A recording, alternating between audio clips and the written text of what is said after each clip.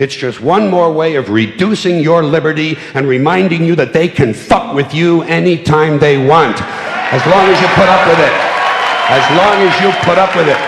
Which means, of course, anytime they want. Because that's what Americans do now. They're always willing to trade away a little of their freedom in exchange for the feeling, the illusion of security. What we have now is a completely neurotic population obsessed with security and safety and crime and drugs and cleanliness and hygiene and germs. There's another thing.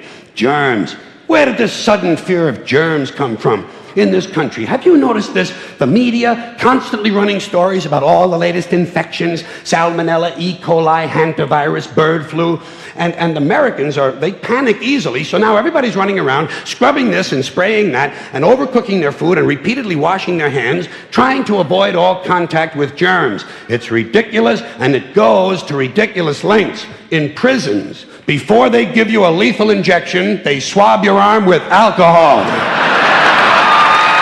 It's true. It's true.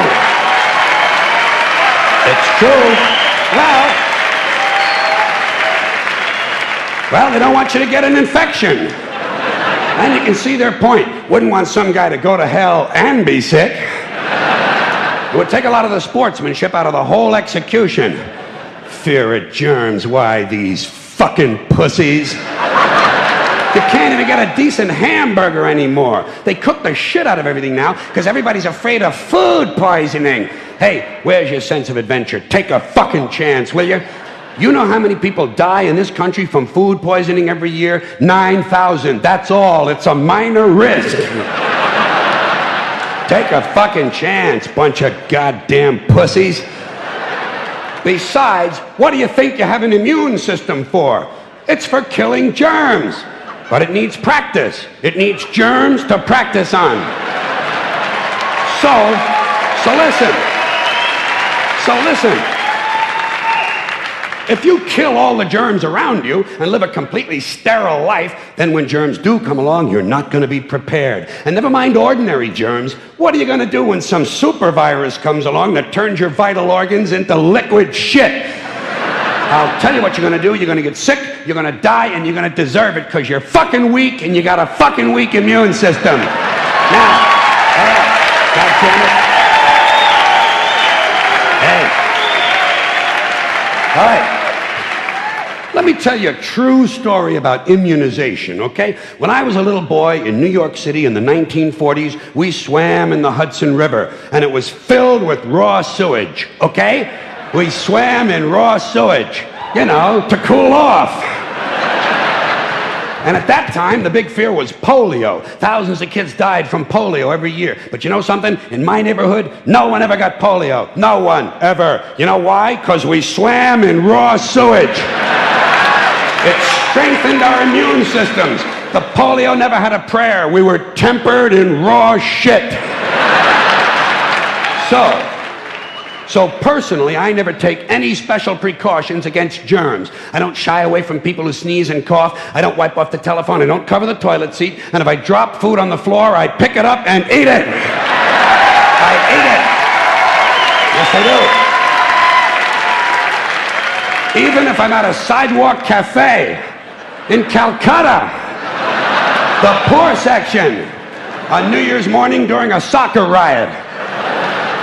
And you know something? In spite of all that so-called risky behavior, I never get infections. I don't get them. I don't get colds. I don't get flu. I don't get headaches. I don't get upset stomachs. And you know why? Because I got a good, strong immune system, and it gets a lot of practice. My immune system is equipped with the biological equivalent of fully automatic military assault rifles with night vision and laser scopes. And we have recently acquired phosphorus grenades, cluster bombs, and anti-personnel fragmentation mines. So, when my white blood cells are on patrol, reconnoitering my bloodstream, seeking out strangers and other undesirables, if they see any suspicious-looking germs of any kind, they don't fuck around. They whip out the weapons, they wax the motherfucker, and deposit the unlucky fellow directly into my colon. Into my colon. There's no nonsense. There's no Miranda warning. There's none of that 3 strikes and you're out shit. First defense, bam, into the colon you go. Yeah, sure. Yeah, right. Oh. And speaking of my colon, I want you to know I don't automatically wash my hands every time I go to the bathroom, okay? Can you deal with that? Sometimes I do, sometimes I don't. You know when I wash my hands? When I shit on them. That's the only time. And you know how often that happens? Tops. 2-3 times a week. Tops.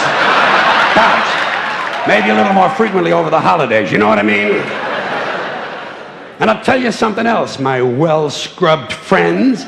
You don't always need a shower every day. Did you know that? It's overkill. Unless you work out or work outdoors or for some reason come in intimate contact with huge amounts of filth and garbage every day, you don't always need a shower. All you really need to do is to wash the 4 key areas.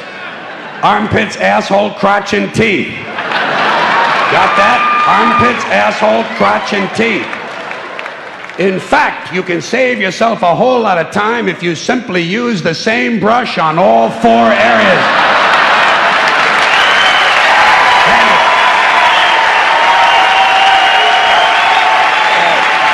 Thank you.